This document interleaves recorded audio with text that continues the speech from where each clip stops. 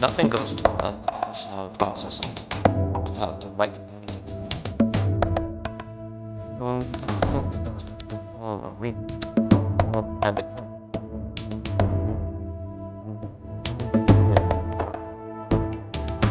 If we, the species, are doing it is not about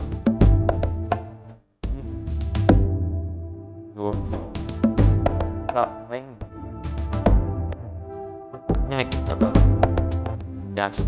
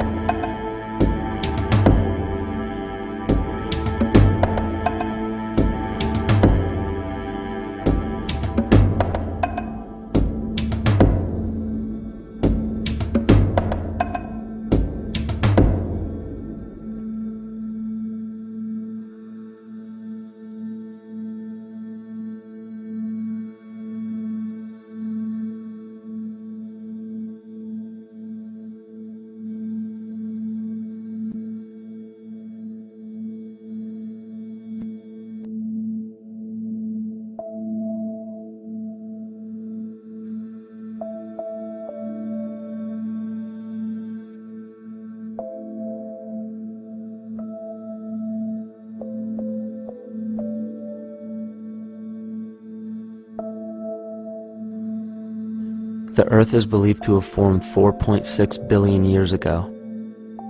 Within the first 150 million years, it began cooling and releasing gases from the lithosphere, which created the earliest forms of the Earth's atmosphere. Prior to the creation of this atmosphere, the sun's ultraviolet radiation made for uninhabitable conditions. But as the Earth cooled further, water condensed in the atmosphere and oxygen accumulated, making way for organic compounds. This spawned single-celled organisms and then plant life. And down through time, the evolutionary chain continued. And then we arrive at a species that does not seem to fit as well as the rest. Homo sapiens' gestation period of 9 months mimics the 3.8 billion year evolution of all life on Earth. The human embryo repeats the evolution of all species. When the sperm and egg unite, this new creation is a single-celled organism. Within hours, this single cell divides and multiplies more rapidly than any other species. 4 weeks later, the embryo begins to develop gills mimicking aquatic life. A few weeks later, it develops lungs and a tail with reptilian appearance. From there, a mammal is recognizable, and then onto a primate form. It then sheds its laguna, which is the embryonic fur, and at last shows the characteristics of a human child. The human body is a community of approximately 50 trillion cells. Everything the body does, the cell does as well. Cells have respiratory and excretory systems. They feed, feel, think, and communicate with other cells. Trillions of cells make up a single organism called the human body, and billions of human bodies help make up the organism we call Earth. The Earth has more similarities with the human anatomy than you may think. Earth has its own electromagnetic generation, just like the human body.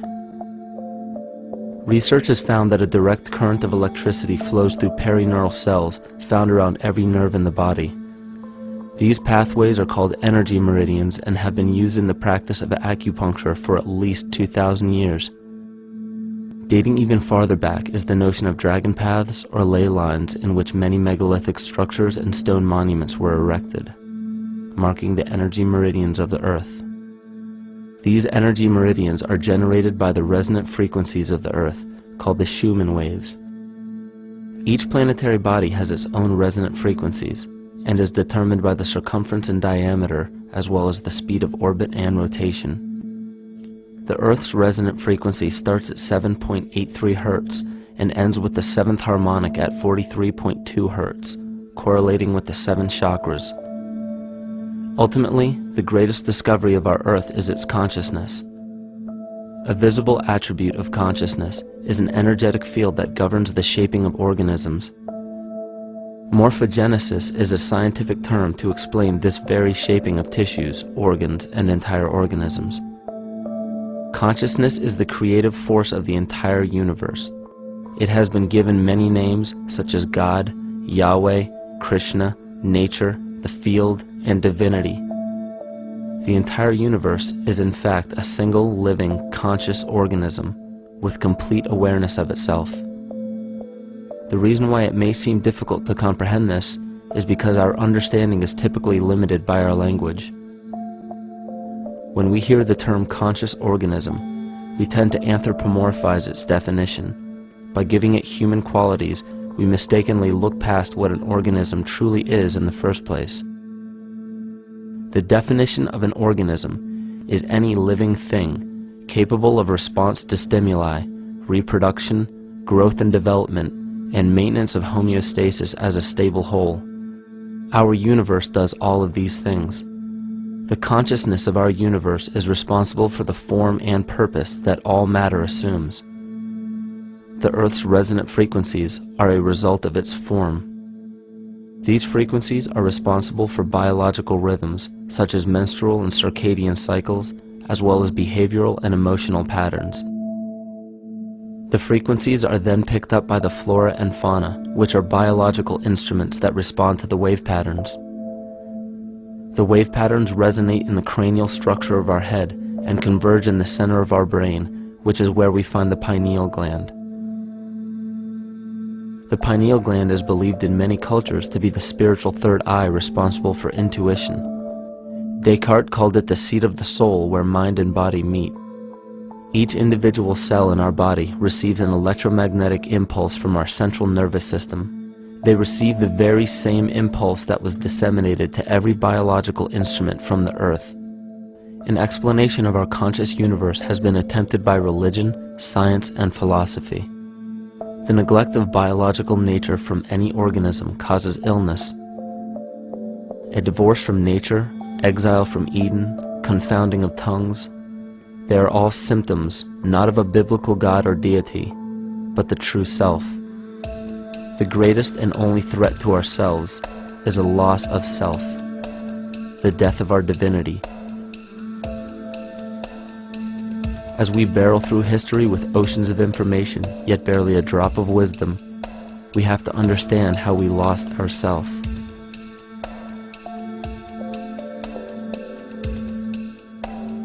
In sacred texts and ancient scriptures left by our ancestors, we find an incredible link between stories of creation, a great flood, the war of the gods, the Messiah dying for the sins of man, end-time prophecies, and similar characters.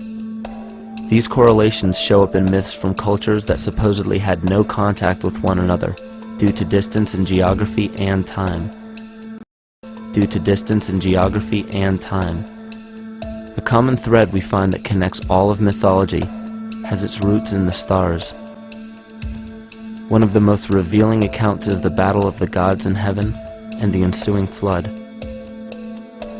In the Bible, Lucifer rivaled the Lord and was defeated and cast down to earth.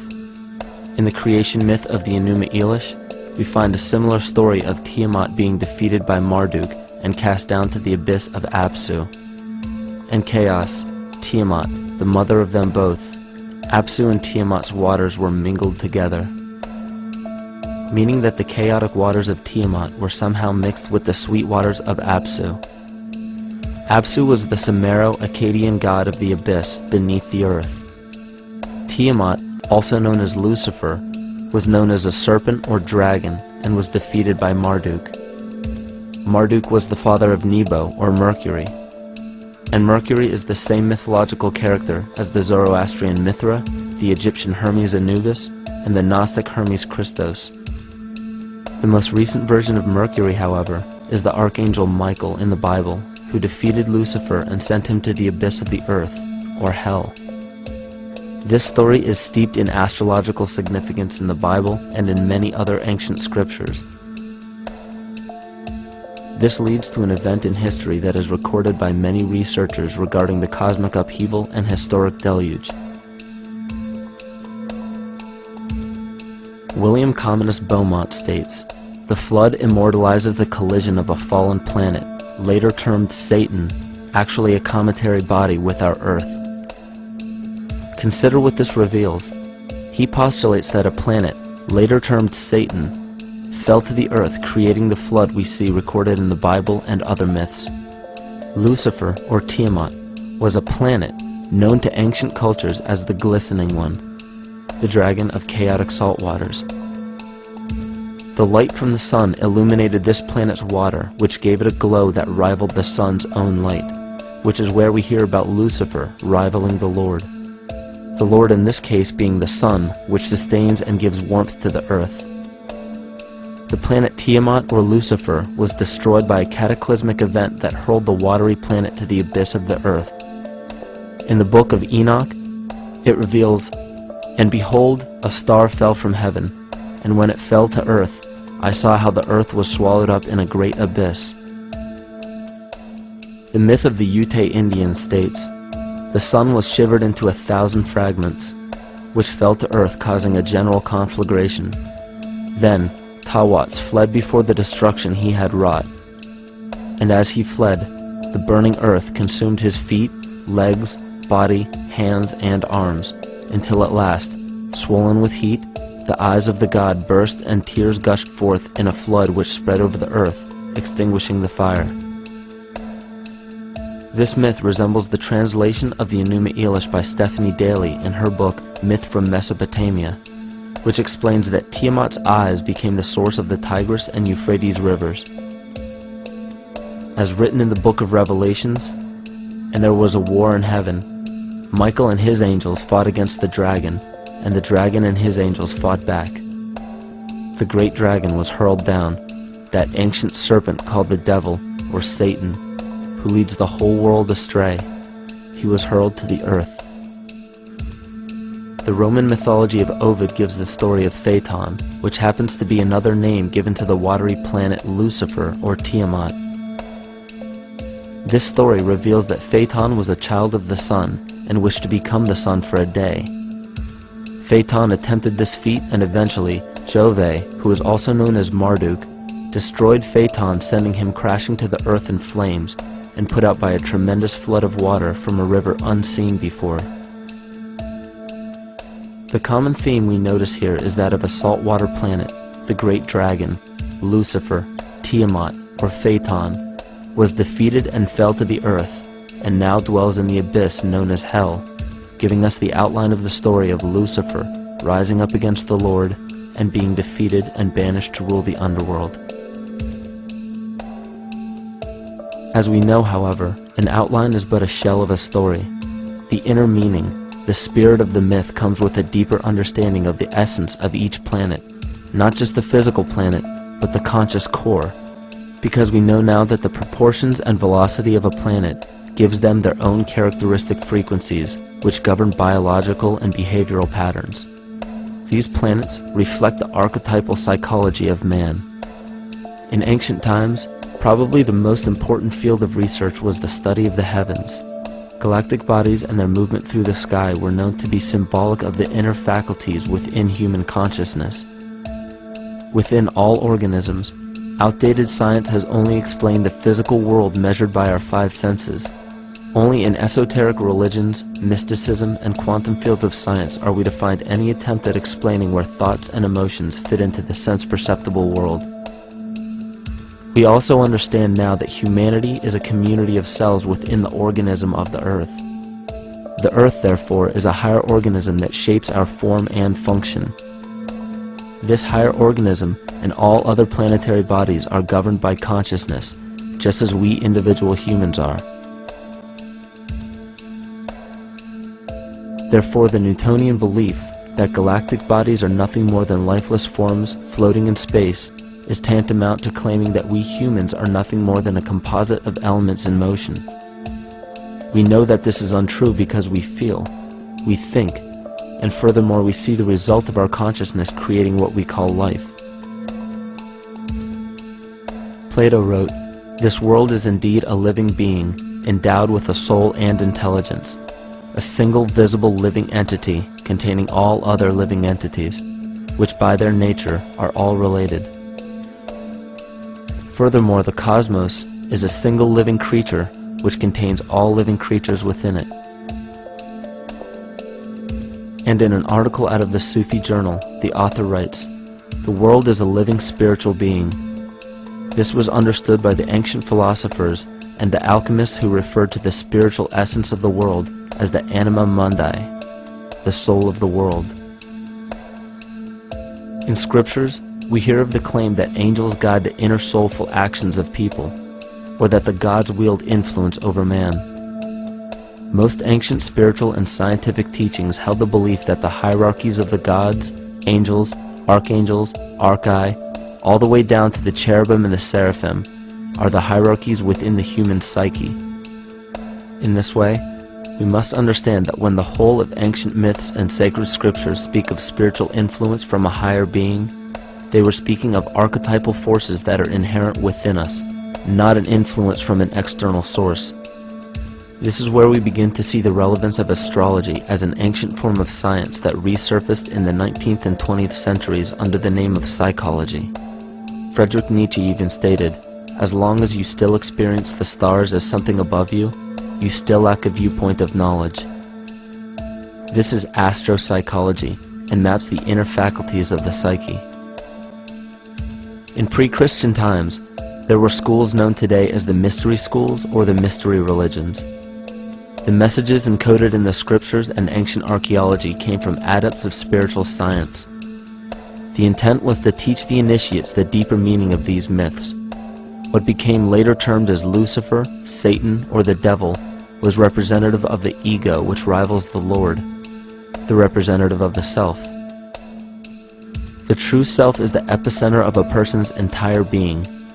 It is the total sum of everything that we are. The false ego, on the other hand, is the idea and concept we create about ourselves in the course of our lives, which typically excludes any qualities we don't wish to accept about ourselves. However, humanity has been endowed with the freedom to choose either to obey the true self or to give in to the temptation of the vanity and materialism of the false ego. This is the most notable trait that separates man from animal: our freedom of choice, the choice to follow our concepts and ideals or our natural impulses, the choice to sustain nature or to destroy it. This freedom of choice weighs on the fate of the entire organism that we call humanity. Cancer begins with a group of cells within a community that fail to communicate with the conscious signal of the organism. Those cells begin to grow out of control and spread to other areas of the organism.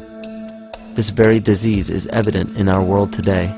The cancer upon our earth is the domination of our false ego and our divorce from nature.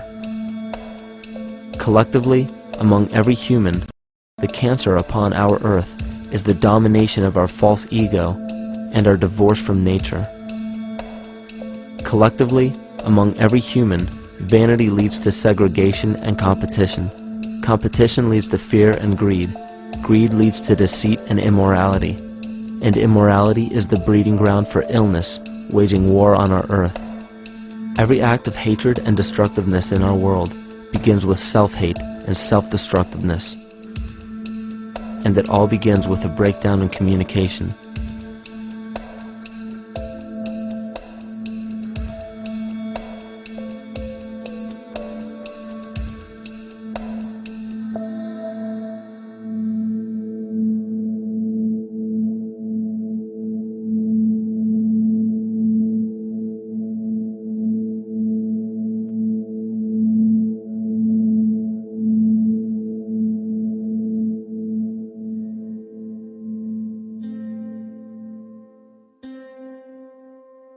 In nature, all that we perceive with our five senses is a result of two fundamental principles. Everything in existence is made of a relationship between vibration and matter. Vibration is a masculine creative force countered by matter, which is a feminine receptive force. Thus begins the principle of duality. We see this duality in ancient myths and philosophies, yet only those philosophies and scriptures that were perverted and raped of the original meaning gave the impression that one polarity was good while the other was evil. The original sages, adepts, and shamans taught that both are necessary, and one would not exist without the other. These two important principles come together to form all things in the universe. This is Kymatica. Even language, logos, the communication of any and all things in nature, depends upon this principle. Pete Peterson, in his works Cymatics, the Science of the Future, stated that nature shows examples of Kymatica in everything. This phenomena is found to be one of the prime forces that moves biological evolution along its path. Dan Winter reproduced an experiment to prove that the ancient languages of Hebrew and Sanskrit, when spoken, create a vibratory frequency that moved matter into sacred geometrical patterns. Upon further investigation, Hebrew, Sanskrit, Aramaic, Arabic, and other elder dialects have older roots in a parent language of Gaelic and quite possibly an even earlier origin. In Swami Murugesu's The Science of Mantra, he claimed that when a person chanted specific words in Sanskrit while filming a burning candle, the intensity as well as the color of the flame would change due to the frequency that the word would emit. This same science has been shown to lower and raise blood pressure. And in his own words, certain sounds can affect their circulation and nervous system. Whatever change such vibrations cause extends to the mind of a person and also to the surrounding atmosphere, causing warmth or coolness. All this can be known by study and shown by practice. This rediscovered knowledge of the science of sound shows that sound is something more than mere vibratory signals. Not only does sound interact with life, but it sustains and develops it. It acts as a conduit of conscious intent between people, societies, and entire civilizations. Yet the psychic illness we endure due to the domination of our false ego is reflected in the collective. Our psychological schism has shut us off from communicating correctly with our inner self, which is exactly how cancer cells within the body operate. In the collective, we have created a language barrier between humanity and the rest of nature, acting as a global cancer. Recorded in history, the efficacy of the ancient languages has been severely uprooted. The alphanumeric translation from Hebrew to English shows a complete reversal of the two languages, giving the cymatic effect unnatural results. Dr. Leonard Horowitz stated in his work on DNA, 1/3 of the sensory motor cortex of the brain is devoted to the tongue, oral cavity, the lips, and speech. In other words, oral frequency emissions spoken or sung exert powerful control over life, vibrating genes that influence total well-being and even evolution of the species. A degradation of language in this case is shown to affect biology. If something as basic and important as language can be degraded and devalued to such a degree, yet never questioned, what else might we be missing? Think of an aspect of your life that dictates the limits of your freedom. Government and law enforcement, insurance and pharmaceutical companies, taxes, building permits, driver's licenses, and more. There are hundreds if not thousands of stipulations, regulations, and boundaries on our freedom. And out of the ones that were just mentioned, how many have you researched to find out whether they apply to you or not? Let's look at the forms of law that we currently acquiesce to.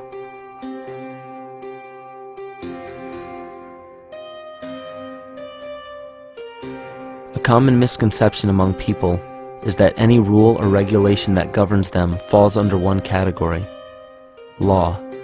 But there are many other forms of law that people abide by without realizing that they simply do not apply to them. Another misconception is that a nation's constitution gives us our rights. A constitution does nothing more than list the rights that we already have. We are born with inalienable rights, endowed to us by our Creator. They are not given to us, and they cannot be given away. The most a person can do with a right is choose whether to exercise it or not. Maritime admiralty law is what's known as the law of the water. It is superseded by civil law and only applies to those who willingly contract themselves into it. The definition of admiralty law is a body of private international law governing the relationships between private entities which operate vessels on the oceans. Let's look at how and why a form of law that is fashioned to govern corporations, businesses, and vessels has imposed its rule over natural human beings. This is all done through a form of word magic.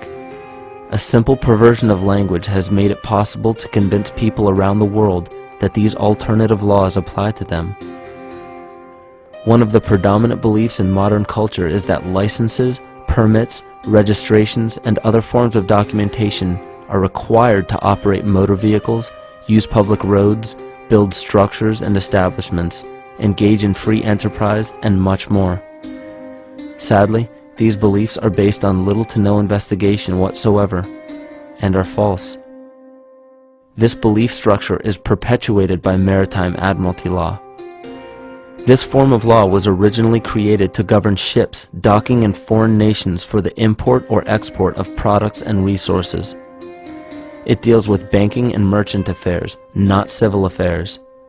When a product is taken off of a ship and brought into a foreign land, that nation takes custody of the resource and accounts for it with a certificate.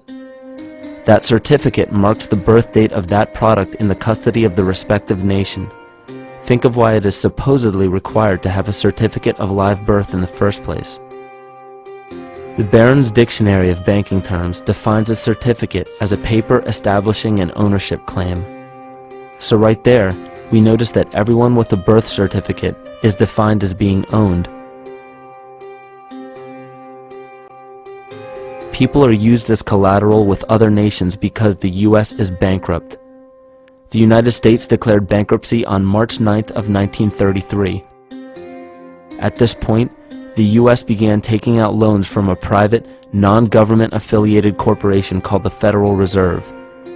With no money to pay back the loans, the United States began using the citizens as collateral. All birth and marriage certificates are literally warehouse receipts. Just look at the similarities of warehouse receipts and birth certificates. Both document the date of issue, a serial number, registration number or receipt number, a description of the product, and an authorized informant to notify the appropriate government agency. With all of this information being readily available, the majority of people are unaware of their involvement with maritime admiralty law. This is possible through the manipulation of language. This admiralty law changed the meaning of the word person from a natural living person to a corporation. Driver's licenses, vehicle registrations, auto insurance forms, building permits, gun permits, work permits, tax filing documents, birth and death certificates, traffic citations, and many other forms of documentation that were once believed to be absolutely necessary only applied to persons or corporations. Upon signing such a legal document, you are indirectly waiving your rights under the Constitution and lowering your status to that of a corporation that is created with the same exact name as you. The only way to reconcile your true name from the name of the corporation is to take notice that the corporation has its name in all capital letters. This is known as capitis diminutia maxima. You may take notice that your driver's license, birth certificate, social security card, insurance cards, and more use all capital letters to legally represent the corporation with your name, not you. The corporation is known as an artificial person, whereas you, the human being, are known as a natural person. This deception goes even deeper when it comes to the courts that we attend. When showing up to court, you will notice that there are seats for witnesses behind a wooden fence or barrier. The defendant must cross through the entrance to the other side of the barrier where the plaintiff and judge sit. This act symbolizes the boarding of a ship. At this time, business can be conducted in maritime admiralty law. The judge, acting as captain or banker, is responsible for settling the balance between the two sides. This is why there is always a monetary value involved in any court case. The captain is simply dealing with banking and merchant disputes. Once the balance is paid, the case is closed. To turn the court case away from admiralty law where your rights are not protected, you must avoid agreeing to represent the artificial person. This is done by stating that you are the natural person. You don't have a first or last name because those imply corporate title. In a court case, you may state that the court takes judicial notice of your honor's oath of office.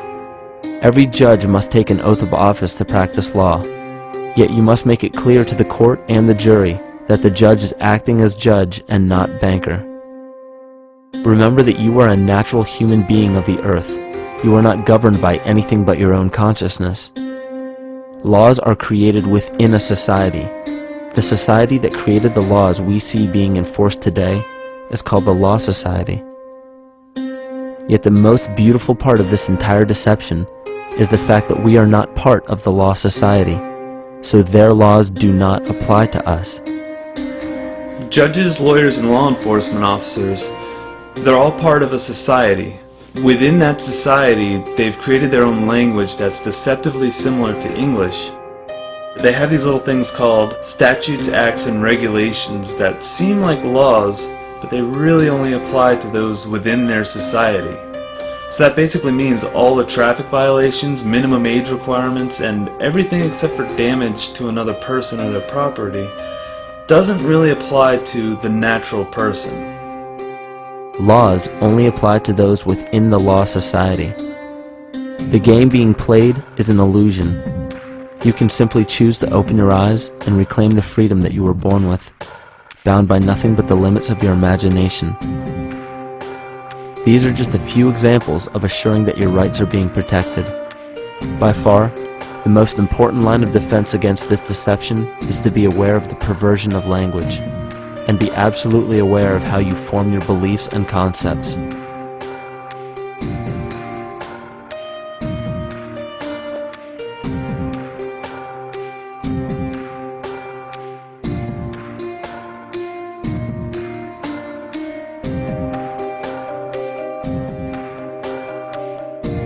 In all forms of the perversion of language, there is a mirror reflection of this in the microcosm of the psyche.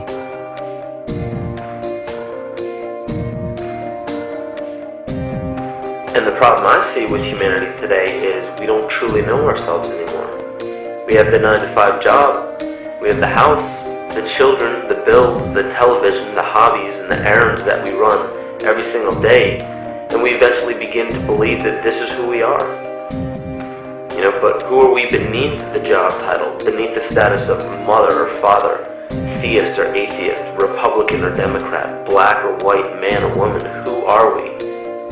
Who are we deep down inside? We don't know, because every time we hear an answer that we don't want to accept about ourselves, we deny it. We'll pass it off and project it onto somebody else and judge them for it.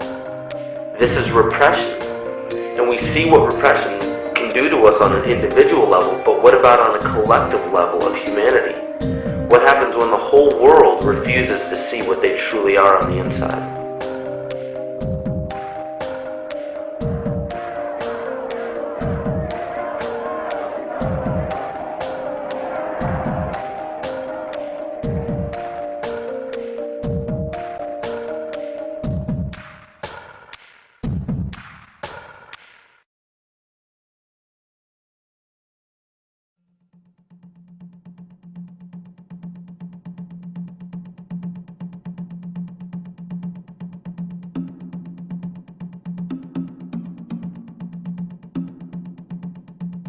Carl Jung discovered that there is a collective unconscious connected to all humans, meaning that the whole of humanity shares a single mind with one another. This is evident in the world through accounts of shared mythology and symbols, the study of morphic fields, and with the science of kinesiology. This collectivity is a global example of the unconscious mind of the human body, in which trillions of cells share a similar signal. This parasite, called our false ego, requires a continuous flow of sustenance to survive. Food, fuel, and any other form of sustenance is energy. Human consciousness is an electromagnetic field of energy. When this potential energy is utilized, it then releases kinetic energy, which is used to perpetuate the false ego. This scenario occurs in the smallest parasitic organisms, all the way to a collective organism called humanity. A parasite will release chemicals that cause the host to crave the sustenance that the parasite needs to survive. As long as the host is unaware, it will keep feeding the parasite and starving itself. In a similar way, Wilhelm Reich stated that whole societies suffer from a psychosis caused by starving our organic biological impulses. He states that sexual suppression supports the power of the church, which has sunk very deep roots into the exploited masses by means of sexual anxiety and guilt. It engenders timidity towards authority and binds children to their parents. This results in adult subservience to state authority and to capitalistic exploitation. It paralyzes the intellectual critical powers of the oppressed masses because it consumes the greater part of biological energy. Finally, it paralyzes the resolute development of creative forces and renders impossible the achievement of all aspirations for human freedom. In this way, the prevailing economic system, in which single individuals can easily rule entire masses, becomes rooted in the psychic structures of the oppressed themselves. What Reich was showing in this powerful quote is that on a collective level, the suppression of a natural function, whether biological, spiritual, or emotional, will result in an abnormal reaction, a psychic disease. This illness or disease is reflected into the masses through a collective unconscious and acts as an epidemic. Humanity is plagued with an incapacity for freedom, meaning that people en masse lack the ability to govern themselves on a psychic level, and this manifests in the macrocosm as government and organized religious powers, thus opening the throne, our national and individual throne, to anyone and anything.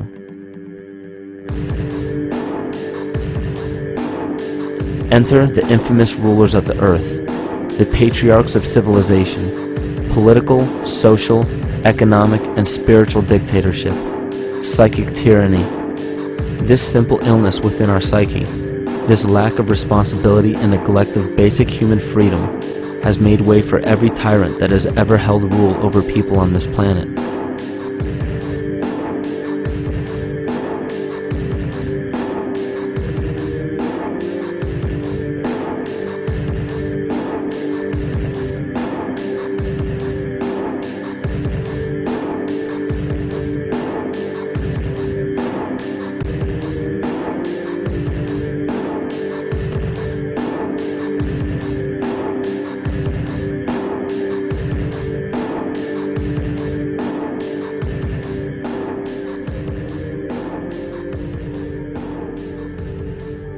But these oppressive tyrants that are demonized by the masses are no different than us. In fact, they are one with us. In the book The Prophet by Khalil Gibran, he poetically states, "I say, as the holy and the righteous cannot rise beyond the highest which is in each of you, so the wicked and the weak cannot fall lower than the lowest which is in you also." Every one of us has the capability to commit the most horrifying sin or show the most beautiful compassion to our fellow man. This is the very definition of an illness within the psyche and soul of man.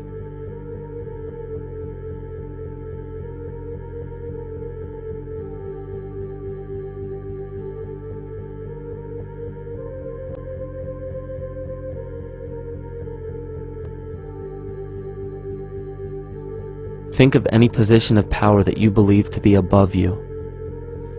Royal families, government leaders, the United Nations, financial organizations, corporate monopolies, and media juggernauts. These are all facets of our false ego. They are the physical advent of our own sickness. They require our conscious participation, our conscious energy to survive. Because without our cooperation, without supplying them with the sustenance of complicity, they starve. Their very nature depends on our desire to be ruled, and a typical symptom of the illness among humanity today is our continuous denial of our illness. repression.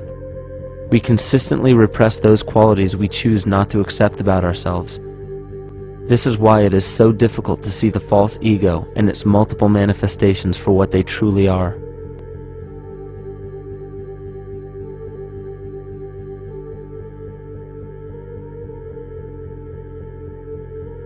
This is the very nature of the false ego. It acts as a red herring to distract us from the freedom we truly have. For this psychic parasite to survive, it must supply us with a chemical that will cause us to remain dependent upon it. In this case, the sustenance is our conscious energy. And in order for us to feed it to the parasite, the chemical of fear causes humanity to crave protection and defense.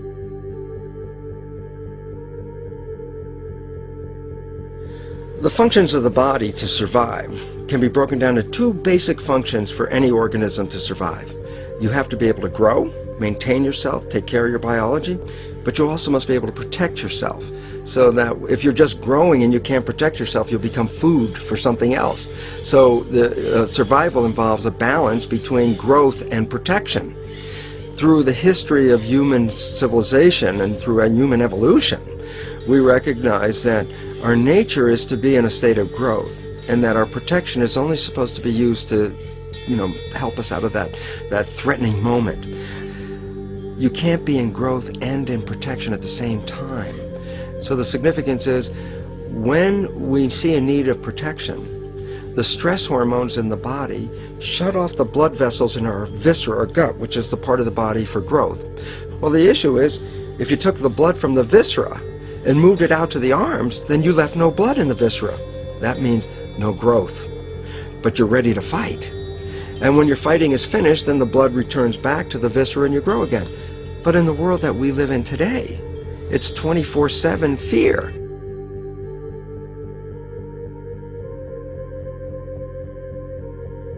So we have a continuous dripping of that stress hormone into the body. It's just dripping all the time, getting us ready to run or fight or flight at any moment at the drop of a hat. We're ready to go because we're on guard. Well, the problem is, what does that mean about your allocation of energy? And it says, we're spending most of our energy in protection. You cannot survive if you're in protection all the time.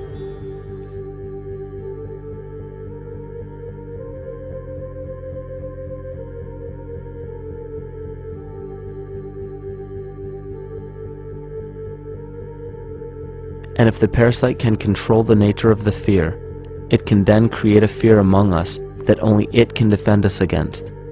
A recent physical manifestation of this comes from Zbigniew Brzezinski, former Secretary of State who also supported President Barack Obama.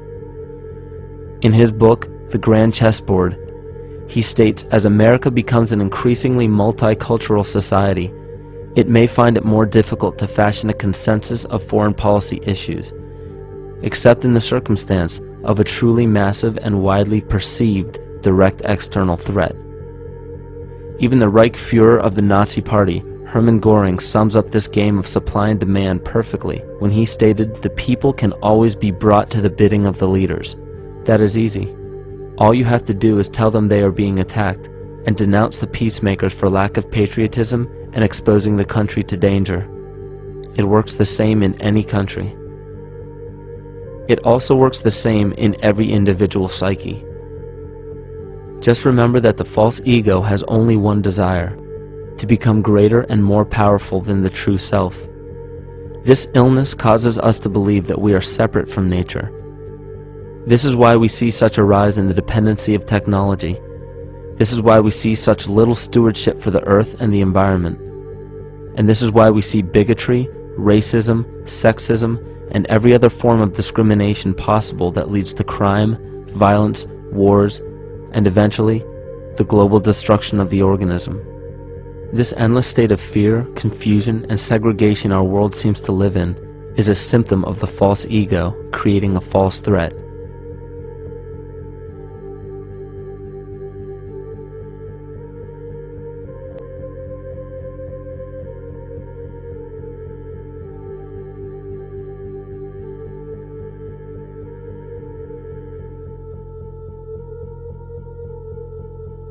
many of the United States presidents have blood relations with each other. The Bush lineage has blood ties to a great number of former presidents. George Washington, Millard Fillmore, Franklin Pierce, Abraham Lincoln, Ulysses Grant, Rutherford Hayes, James Garfield, Grover Cleveland, Teddy Roosevelt, William Taft, Calvin Coolidge, Herbert Hoover, Franklin Roosevelt, Richard Nixon, and Gerald Ford. Michael Tessarion points out in his work that Bush is closely related to every European monarch on and off the throne, and has kinship with every member of Britain's royal family. Bush's family tree can be documented as far back as the early 15th century. He has a direct descent from Henry III and from Henry VIII's sister Mary Tudor. He is also descended from Charles II of England. And we also find that George W. Bush is a direct descendant of Godfrey de Bouillon. Godfrey was the first king of Jerusalem after he recaptured it from the Saracens, which was the name for the Islamic faith during the Middle Ages. It is interesting to note that the current occupation of the United States in the Middle East was re-established by the same family, George Bush Sr. in 1991, and again by George Bush Jr. in 2003. George Bush Jr. is then found to be a cousin to both opposing candidates of his 2 terms in office, Al Gore and John Kerry. Democratic President Barack Obama also has blood ties with George W. Bush, as well as Gerald Ford, Lyndon Johnson, Harry Truman, James Madison, and the British Prime Minister Sir Winston Churchill. On the opposing side of the 2008 presidential ballot, John McCain is descended from Robert the Bruce, King William I of Scotland, and also Godfrey de Bouillon. Probably one of the most interesting facets of the bloodline relations is the fact that the whole British royal family has descent from the Muslim prophet Muhammad through the Arab kings of Seville. This bloodline was passed through the kings of Portugal, Castile, and eventually down to King Edward IV. And this is a very, very different story from what you hear the media pumping out every day, being this idea of lineal superiority. It's completely debunked according to the foremost authority of aristocratic lineage, Burke's peerage. And this just goes to show that there's the true story, and then there's the manufactured illusion, the front that's given to the public.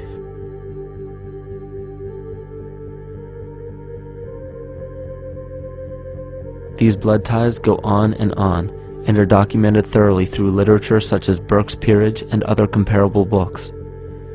The point of all of this is that we find not just the same people, but the same intent within the people who have held high positions of monarchy, dynasty, aristocracy, and democracy in the past and present, and they are all related by a physical and symbolic link. This bloodline carries the symbol of our illness.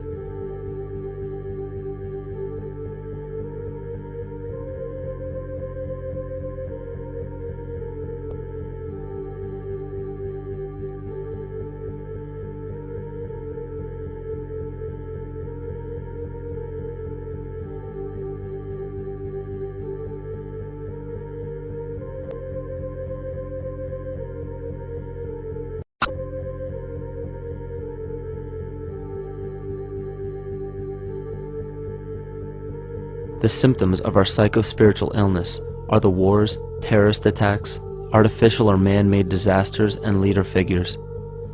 As long as the people remain oblivious to their inner drives and inner nature, they will always fail to recognize why these events take place and why these figures rise to such powerful positions. The reason why we have failed for thousands of years to conquer these archetypal rulers permanently is because for thousands of years we have been fighting the symptoms of an illness and not the root cause.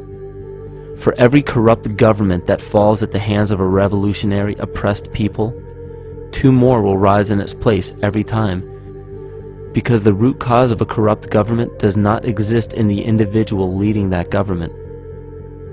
It exists within the psyche of every individual, because an unaware host to a deadly parasite will do anything to avoid accepting his own incapacity for freedom.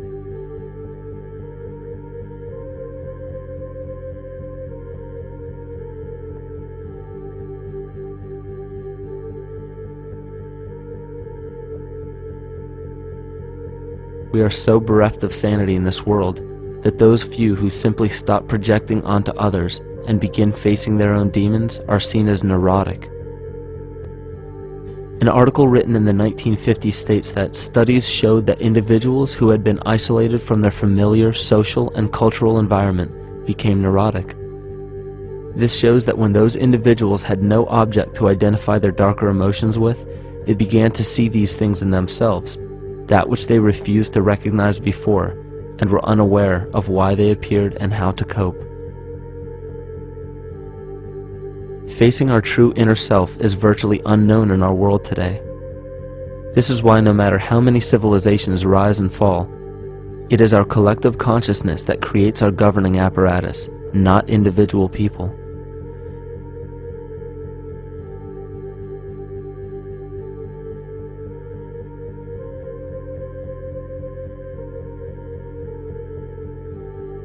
And after countless attempts, you would imagine that people would realize that a physical retaliation may not be the solution. Yet here we are, thousands of years later, with technology that can clone DNA, vehicles that can break the sound barrier and probe the depths of space, and science that can overcome almost any sickness. Yet we still fail to take notice to the importance of thoughts and consciousness. This is the very definition of insanity. And every single one of us is responsible for this psychic epidemic, because we're killing the messenger and paying no attention to the message.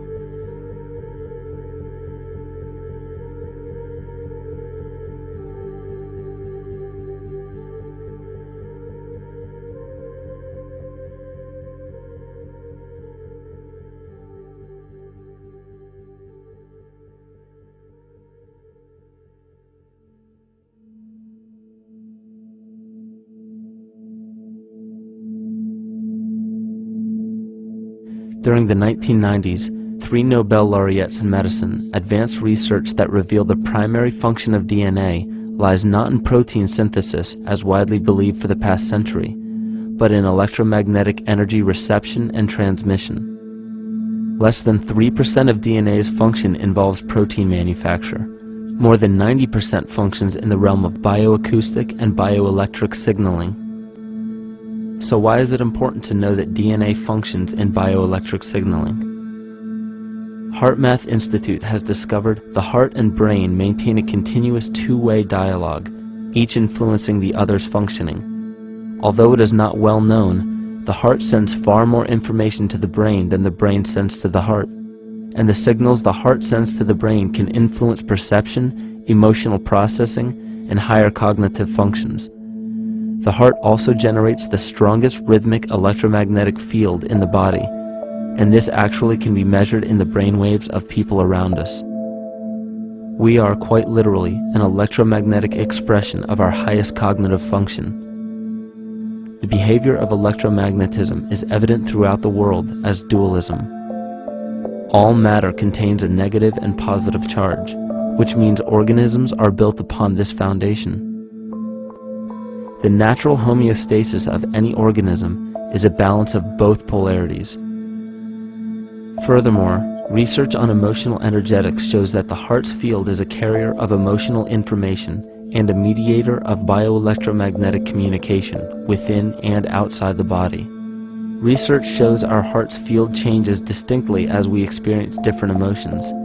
It is registered in people's brains around us and apparently is capable of affecting cells, water, and DNA studied in vitro. Fear. The chemical supplied by a collective parasite creates a distinct bioelectric signal given off by the host. This signal is disseminated to the organisms within our community and will grow outward through the entire organism unless it is counterbalanced by an opposing force. Dr. Fritz Alan Popp discovered that the cells in our body communicate through biophotons, which are tiny particles of light that are single units of an electromagnetic field. This communication system within our body also exists between people in what's known as morphic resonance. This was known by the shamans, sages, and adepts of antiquity. These teachings were commonplace in prehistoric cultures. It wasn't by sheer chance that artistic expression and rituals were the cornerstone of every ancient civilization. Art was used as a personal method to exercise the shadow content of the psyche and introduce it to the conscious mind. This was very literally viewed as psychic therapy. Ritual was based around astrological dates. As we've learned, the study of the stars and planets reflect our own astropsychology. The shamans would perform rituals on astrological dates that would correlate with a circadian rhythm or a psychological cycle. These rituals kept the human participants aware of their inner self and prevented the repression of psychological content. As long as people were facing their inner demons and accepting them as their own, they were not collectively projecting them into the physical world. If you bring forth what is within you, what you bring forth will save you. If you do not bring forth what is within you, what you do not bring forth will destroy you. The progeny of our psychological disease began growing rapidly after a series of catastrophes forced the collective into a somatic state of fight or flight. This lowered the immunity of the population by introducing a state of immense stress. Our body becomes more susceptible to illness under stress. In this manner, humanity fell ill when entire bodies of land were swallowed up by the floodwaters. This uprooted many tribes, chiefdoms, and civilizations from their homes, and their ritual practices that were used as a conduit for psychic wellness were put on hold in order to survive the catastrophe and seek new homes. The shamans were spread to many new areas of the world. This information has been suppressed.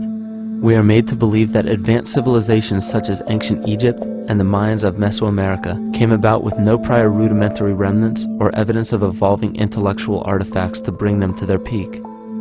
We are meant to believe that their incredible knowledge of mathematics, astrology, agriculture, economy, polity, and architecture came out of nowhere. This leads many researchers today to the understanding that the origins of these civilizations have been suppressed. Not surprisingly, the force that has guided the suppression of this knowledge comes from the exact bloodline of the political and religious leaders stated previously. These are some of the notable book burnings and suppression of important texts in our history.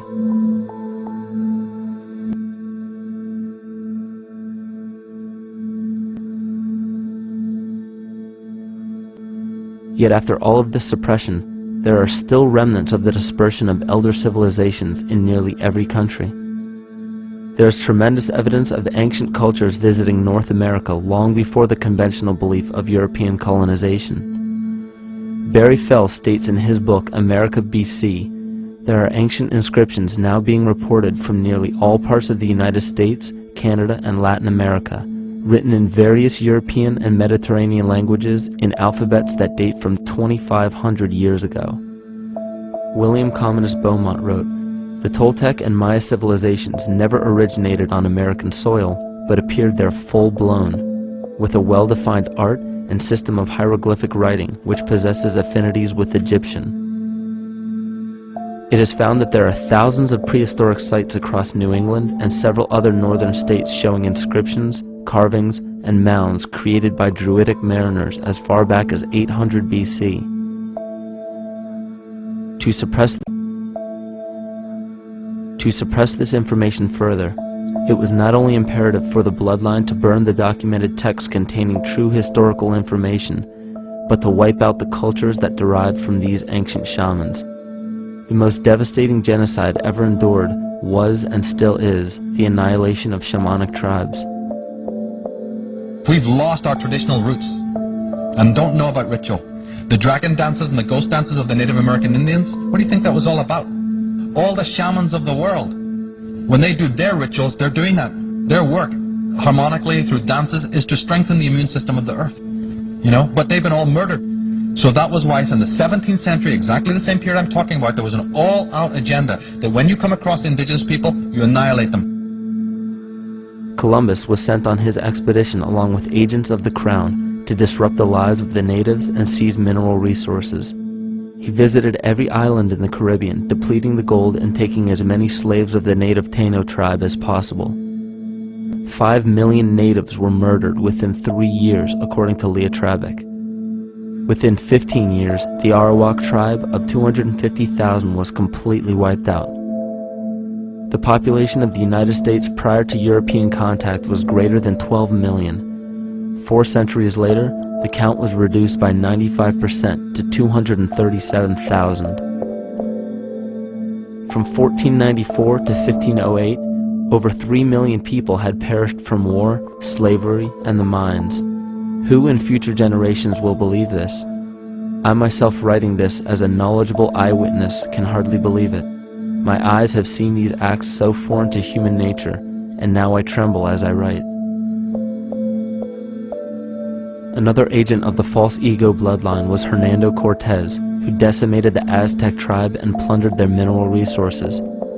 This again was the case through Cortez's second cousin, Francisco Pizarro, who conquered the Incan Empire in Peru.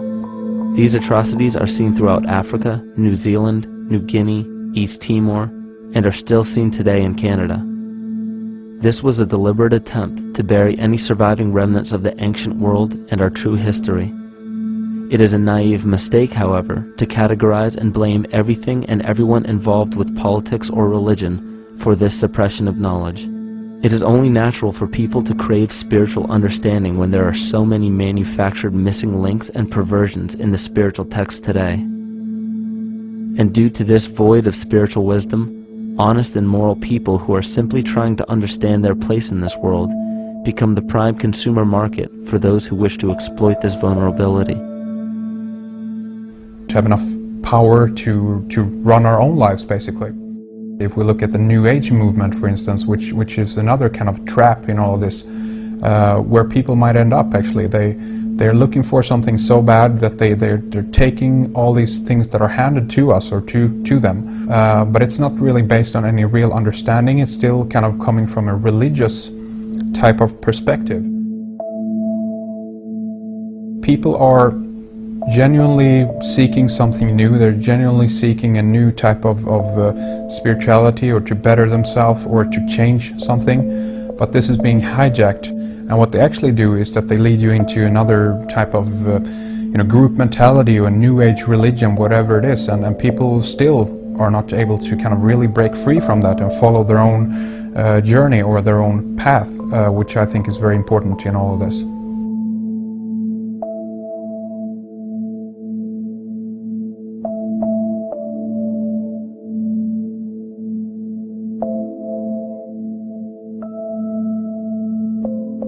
In the pre-Christian era, there were several cults of incredible power, most notably the stellar, solar, Saturnian, lunar, and mushroom cults. It is simple to see that worshippers of the lunar goddess comprised of the lunar cult.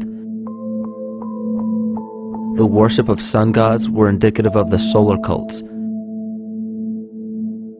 The Saturnian cult, which consisted of Phoenicians and Canaanites, worshipped El or Eli. The biblical exodus of the Hebrews from Egypt showed that they entered Canaan and merged the lunar cult of Isis, the solar cult of Ra, and the Saturnian cult of El to form Isis, Ra, El. Israel.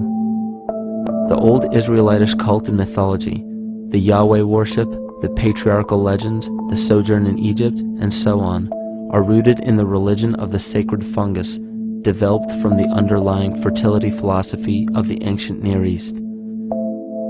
The Jewish mitre, Muslim turbans, and military berets are derivations of the symbol of the mushroom cult. One of the first and most prominent, however, was the stellar cult, and a number of these ancient cults were created for shamanic purposes and earthly stewardship, yet some were taken over with different intentions. Just as you would imagine in any establishment of power, smaller cults formed within the main cults to worship individual deities. The cult of Mithras and the cult of Dionysus are 2 examples. You still today can see the Mithraic or Phrygian cap on the symbol of the seated Liberty Dollar, the coat of arms of many countries, the reverse side of the flag of Paraguay, the seal of the United States Senate, and even involved in the solar cult holiday that we now call Christmas. In the cult of Dionysus, many festivals were celebrated, such as the Greater Dionysia, celebrated in Athens around the spring equinox. The foremost event in this festival was the Thymelic contest, in which poets, musicians, and entertainers performed in an open-air theater. Musicians did not have to pay taxes, and members of the Artists Guild did not have to participate in military affairs. The cult of Dionysus is still alive to this day as the entertainment industry.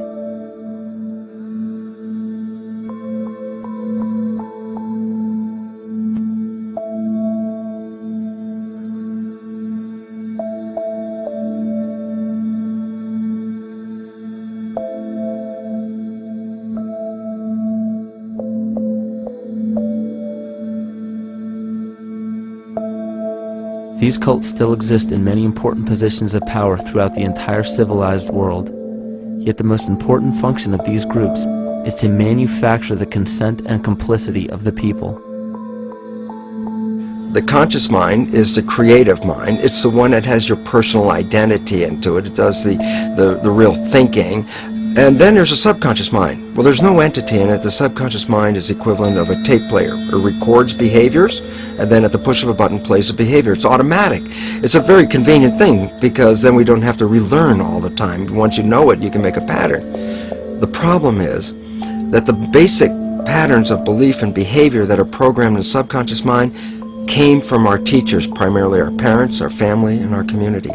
So most people don't even understand how easily we're influenced by our environment. Every person that we encounter, every single situation that we're faced with, every little word that's said on television may not seem too influential to our conscious minds, but your unconscious is designed specifically to let every environmental signal influence you without your awareness. So the question is, are we leading conscious or unconscious lives? And now neuroscience has told us in the unfolding of our lives, only 5% of our life is controlled by our conscious mind, and 95% of the time controlled by the subconscious with programs from other people that were installed in there. And the problem is, it means when those programs are playing, we don't see them. And the skeptics will sit there and say, consciousness, archetypes, astrology? No. We create things with our hands, not our minds. Archetypes aren't physical. They can't influence me. But when you think of the fact that we're only conscious of this small little fraction of our behavior, what we don't realize is that entire countries, entire civilizations that think they're free and independent, but are unconsciously too afraid to be free and independent, they will beg to be governed. And if they can't do it themselves, who do you think will consciously or unconsciously take that responsibility? It usually ends up being that strong, masculine, animus archetypal figure. When we think we're in danger, we're not looking for our mother to nurture us. We want our father to protect us. And right on cue with the age of fear, this age of catastrophe, the age of this parasite, we see masculine domination. And one of the primary conduits for giving our responsibility and our conscious energy away is money. We surely don't want to admit that our dependency on money is flawed, because that would imply that the fault is our own. And God forbid we take responsibility for our lives, so we blame the money. This is the cornerstone of the entire illusion being built around us by the false ego. Money is said to be the root of all evil, yet it cannot be evil because money is only a symbol. Symbols carry only the faith and spirit of the observer. This means that the symbol of paper money, yet it cannot be evil because money is only a symbol. Symbols carry only the faith and spirit of the observer. This means that the symbol of paper money evokes and surfaces the evil intentions and inherent flaw of our false ego. Money only exists because we agree to accept it as valuable. And to further illustrate our incapacity for freedom, we've given the control of our faith-based money to a private corporation instead of the federal government. There is no law stating that we have to use Federal Reserve notes as currency. We choose to because we fear the alternative: independence.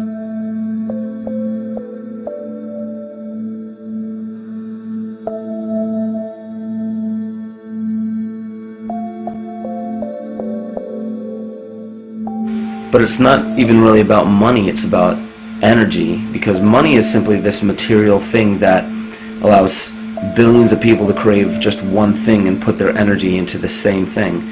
It's not the plasma TV or the house or the lifestyle or the job or the significant other or the status that we're really after, because we know that we're empty. These people feel sadness and loneliness and void just like anybody else, and they either want to fill that void with materialism because they think that that'll make them feel better, or they want to sedate the void feeling with material possessions. So it all comes back to this feeling of having to put our dependency into an external source, something that we have absolutely no control over. What we're seeing right now is with all the competition of each other destroying each other, wars, competing for material existence, raping the planet and tearing it apart to get some pieces of it to hold in your hands and say you won the game.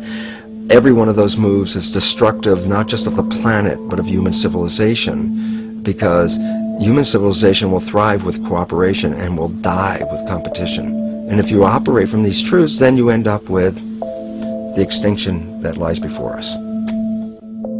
You see, we all have demons, so to speak. We all have inner demons in our lives, but we expect to see devilish monsters or dark apparitions when you think of a demon, kind of like what you'd see in the cinema.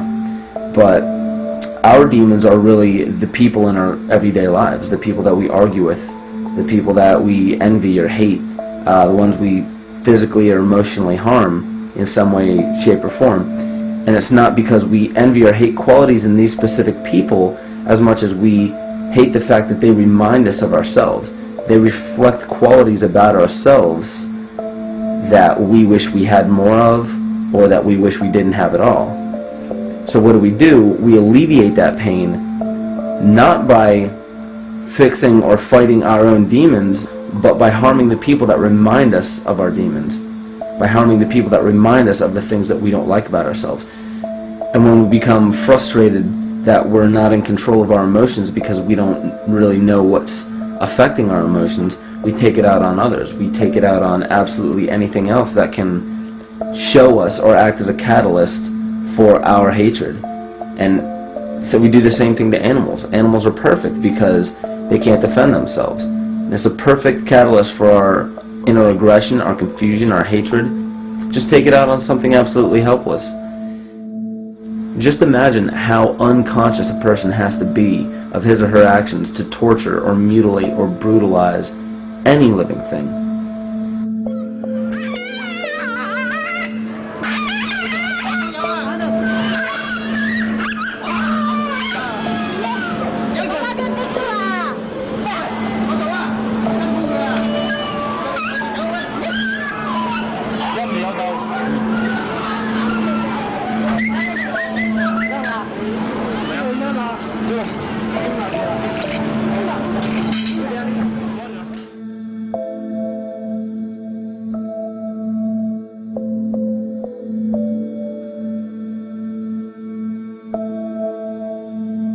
The goat's down and he'll be here and we can, ouch, come on. Ooh, he bit ya. Look at his tail.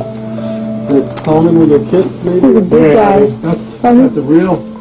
Think of the lack of compassion you must have towards life in general to be able to feel no semblance of sympathy towards entire populations, let alone just individuals or individual animals, entire populations of a species that are bred specifically for the purpose of commodity.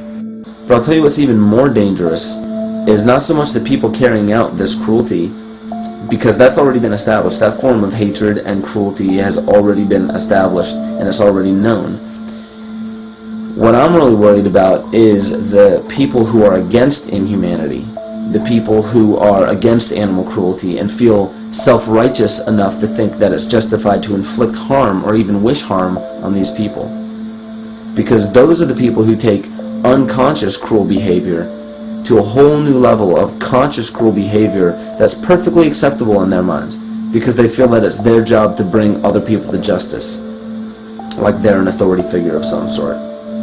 Those are the people who will have a much harder time figuring out why they harbor so much inner hatred and resentment. They don't seem to realize that it's just another form of the same exact hatred. So to keep from facing our inner demons consistently, what do?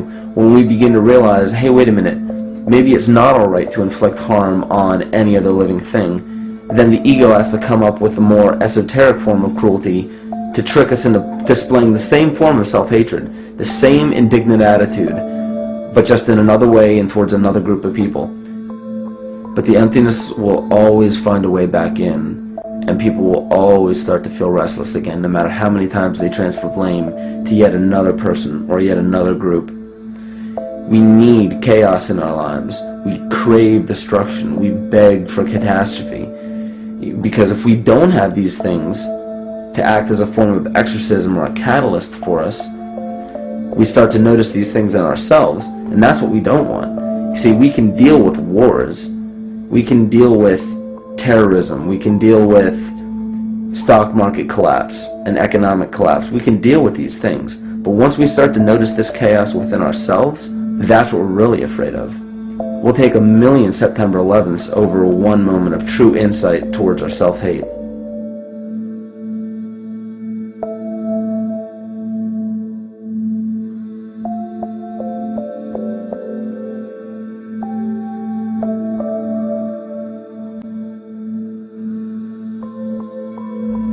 And you know, the most interesting part of all of this is we encounter things every day, every single day, that we either accept with open arms or that we reject violently. The interesting part is not really what we're accepting or rejecting as much as what it is inside us that makes us feel compelled to a certain thing or repelled from a certain thing. There's this fundamental dual behavior of muscular strength or weakness, attraction or repulsion. And what's interesting about this is when you realize that consciousness, awareness, that intangible essence that animates all matter into what we see around us as life, that is where you will find the origin of this dual behavior. It's been explained as the inhalation and exhalation of Brahma, the contraction and the expansion of Ahriman and Lucifer in an anthroposophical setting, the active and the passive qualities in electricity, the masculine and feminine qualities, yin and yang, existence and nothingness.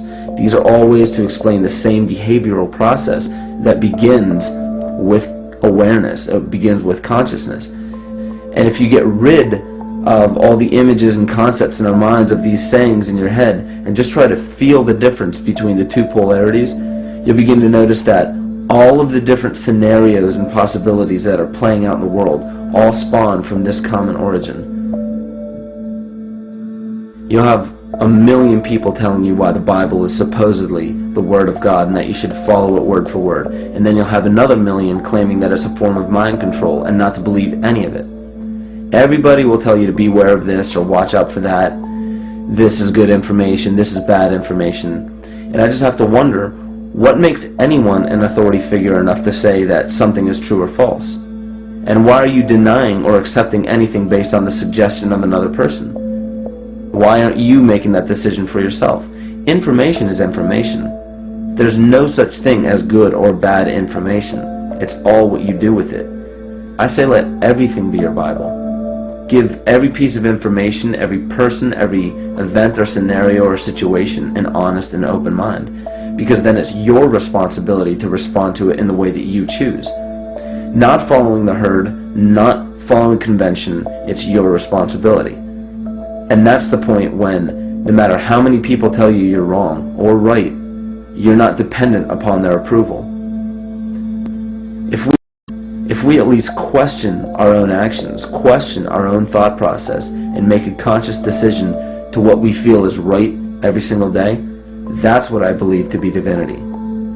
That's true shamanism. And that, to me, is what it really feels like to be alive.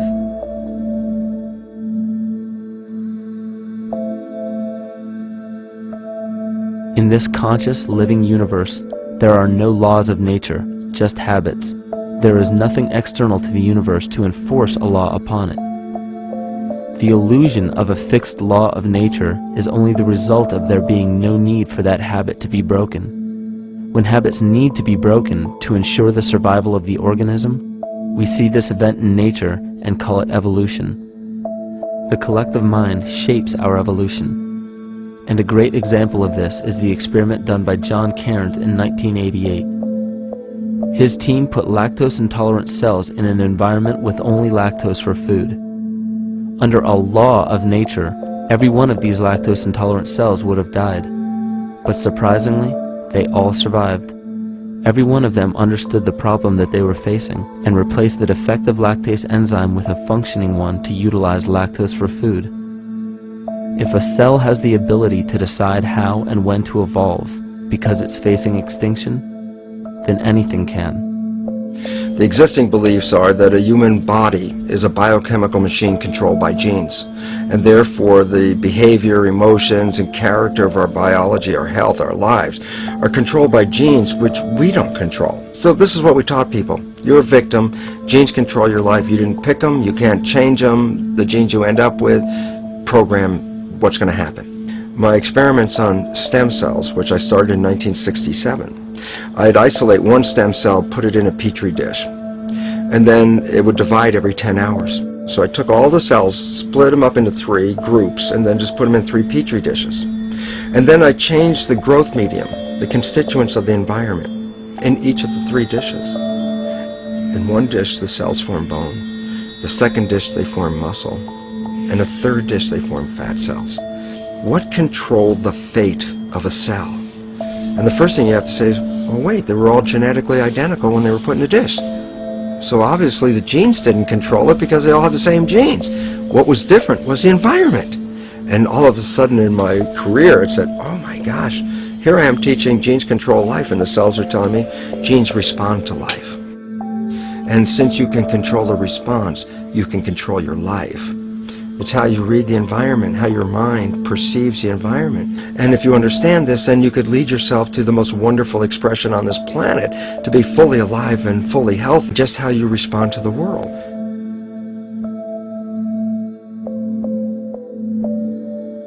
In the face of financial collapse across the world, political and religious wars raging tirelessly, and an ever-growing feeling of being lost and void of meaning, there is a great amount of energy being pushed to the surface of the collective mind. Evolution does not come about gradually. It happens in spurts and fits, and comes about due to a tremendous need for the organism to survive. We are now at a point in history where we will choose. We will choose to become sovereign or remain dependent, to face our true self or continue fighting a ghost, to become well or allow this disease to grow, to live or to die. The choice is yours.